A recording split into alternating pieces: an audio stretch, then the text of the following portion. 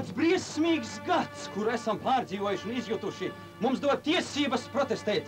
Šis gads mums dod tiesības teikt, mēs negribam Staļina piesolīto atbrīvošanu, jo mēs to pazīstam. Mēs zinām visas tā necilvēcīgās nozieguma metodes. Tādēļ mēs strādājam, tādēļ mēs cīnāmies šodien.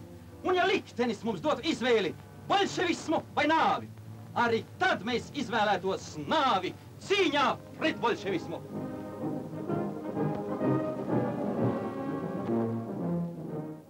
Ne vārda par Latviju, tikai cīņa pret bolševismu.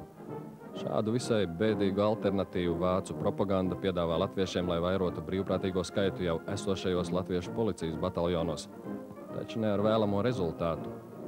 Pēc neveiksmēm Austrumu frontē āriešiem aptrūkstas lielgabalu gaļa, un tie sāk koķetēt ar latviešu pašpārvaldi par nacionāla karaspēka izveidošanu. Maskējot to ar iesaukšanu darba dienestā, ko starptautiskie likumi neaizliedz, 43. gada februārī tiek izsludināts iesaukums. Tā top brīvprātīgais SS leģions, kur katrs iesauktais var brīvprātīgi izvēlēties vai nu doties leģionā vai uz Salaspils koncentrācijas nometni, ilgāku laiku pārdomām par savu izvēli. Tad nu pirmie 1000 latviešu rekrūši propagandas nolūkos, lai celtu latviešu cīņas sparu, pāris dienas tiek apmācīti ierindai, tad sadzīti domlaukumā, nofotografēti, nofilmēti, kā zem vācu karogiem Dieva vārdā tiek nodots zvērests Adolfam Hitleram, un pa sānieliņām prom uz staciju un tālāk uz fronti.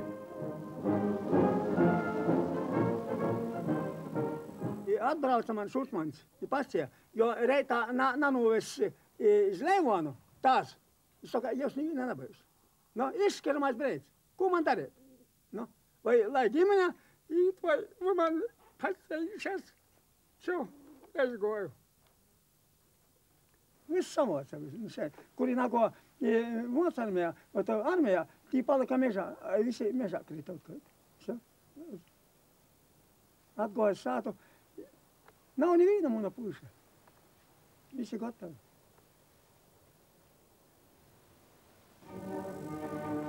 Latviešu viedoklis šodienas politikā reāli izteic mūsu leģionāri frontē.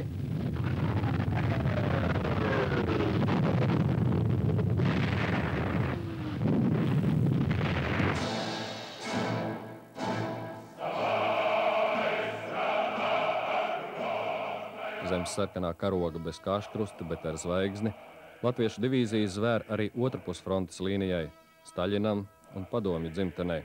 Arī to fotografē un filmē, lai visai pasaulē pierādītu, ka nesen okupētie latvieši ir ar mieru galvu nolikti par savu jauno socialistisko tēvzemi. Krieviem atkāpjoties līdzi ir aizgājuši ap 3000 sarkanarmijas latviešu teritoriālā korpusa karavīru. Viņi sevi godam pierādīs jau 41. gada ziemā kaujā pie Maskavas, kur pāraus vācu fronti. Tikai šī pusē latviešiem, atšķirībā no leģiona, komandu valoda ir krieva, ne latviešu. Netiek saglabātas Latvijas armijas dienesta pakāpes, un pie sarkanarmiešu frenča nav nekādu nacionālo pazīšanās zīmju. Viņi nekā nezina par boļševiku zvērībām baigajā gadā, toties no poļitruku stāstītā daudz zina par fašistu zvērībām. Tā kā viņiem ir divu domu nevarēja būt, ka īstie fašistu suņi no padomju zemes jāpatriec.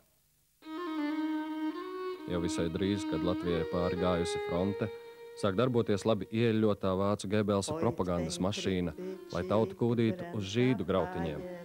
Tad nu latvietis pēkšņi uzzina, ka pie visām viņa dzīves likstām un nelaimēm ir vainojami mūzus ticīgie.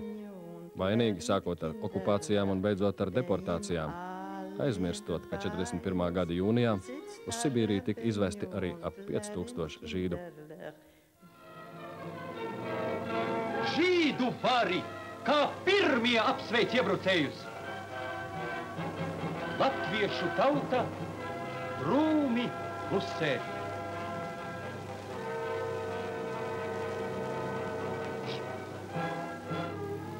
Pēc žīdu čekistu izstrādātā plāna trimdā izsūta 1000 un atkal 1000 latviešu. No gultām izrauj slimos, mātēm atņem bērnus, sievas šķir no vīriem. 10 000 labāko latvju dēlu un meitu aizved slēgtos un aizrestotos lopu vagonos uz Sibīrijas taigām. Ar grautiņu lietu diez kā nevedas.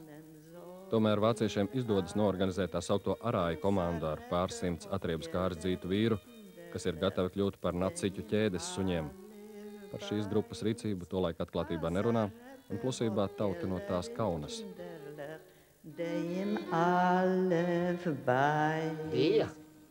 Bija noziedznieki. Žēl, jāsaka, es pat pazinu kādus pāris studentus, vai ne, brāļa, studiju biedrus Rīgā, kuriem stipri bija aizdomas, ka viņi arī tās akcijās piedalījās. Grūti izskaidrot, kāpēc, vai ne, bet visās tautās ir nelieši. Un ļoti žēl, ka latviešiem viņu arī nav mazums. Nav mazums. Tā nebija tā tautas sāls. Tie bija tie melie slāņi. Starp citu, es vien ebreju izglābu dzīvību. Es būtu izglābis vairākiem, bet neizdevās. Vienu es izglābu. Viņam laimējās iekāpt jūrmalā. Vienam tanks bija nokavējies, un tas tanka vadītājs bija gruzīnis ar pabrūns. Un šis bija iedomājies, ka tas žīdiņš arī gruzīnis. Un uzņēma viņu tai tankā. Nu jā, uzņēma un aizved tālāk. Nu, un galvenais, kad runāja slikti krievu valodā, tas žīds. Un ar lielu akcentu arī tas gruzīnis. Ar viņam. Un tad, bet labi sapratušies, viņš viņu dabūja ārā no Latvijas ārā un tā tālāk, kamēr viņš nonāca līdz gali tālajiem austrumiem. Pagāja kara gadi, es gāju leju drūms, vai ne, pa visu to noris, kas nu īsti kā nu būs, kā mēs esam. Man viens saķerē uz muguras. Ieraugu mans Haims, Eizek mans Haims. Jau nobriedis, man žīt, abi raudājām. Jā, un tā viņš ar man teica, zini, ko mēs smuku naudu, viņš teica, no žīdiem dabūsim smuku naudu, tu iesim, stādīsimies priekšā, ka tu esi mans glābējs. Es teicu, mums nevajag par asinīm naudu. Es teicu, kā glābējs. Aprecē latviešu sievu, viņš beigās uz manis glābtais. Smuki Dievu satikām, zini, viņš jau man beigās vienam mazbērnam pa krustā, visu un tā. Es teicu, nekāda naida, viņš bija izteikti žīds, tipisks. Un es viņam mūžīgi svētīju par to, kādu vainu tā. Viņš teica, Latvietim ir lielāks kļūdas kā žīdam. Tad viņš man centās un pierādīja ar to. Tā es saku, pretīm tā mēs cīnījāmies. Bet bijām abi cilvēki. Latviešu leģiona Waffen-SS nebija nekāda sakara ar koncentrācijas nometnēm, jo tas bija kaujas karaspēks, kas darbojās Wehrmacht ietvaros. Tad, kad dibināja leģionu, atvainojot par cinismu, Latvija jau bija pasludināta par Judenfrei. Vienkārši priekšniecība lika doties uz fronti nevis Wehrmachta, bet Waffen-SS mundieros. Tas, ka tādos pašos mundieros bija tērpti naciķu fanātiķi, kuri apšāva kara gūstekņus nepaklausīgos un žīdus, bija, var teikt, ņerdzīga vēsturiska ironija. Hitleram bija 40 tautību, kas cīnījās zem vācu karoga, ieskaitot latviešus. Galu galā Vācu padomju frontē pilnīgi neatkarīgi no žīdu aspektiem abās pusēs cīnījās dažādi cilvēki, gan ideālisti, gan nelieši, gan miljoniem parasto godīgo frontinieku, kuri karoja tāpēc, ka viņus iesauca, ka nebija citas izdejas, ka bija vienkārši jāaizstāvs pret bruņotu ienaidnieku. Taņī laikā, ka nebija idejas,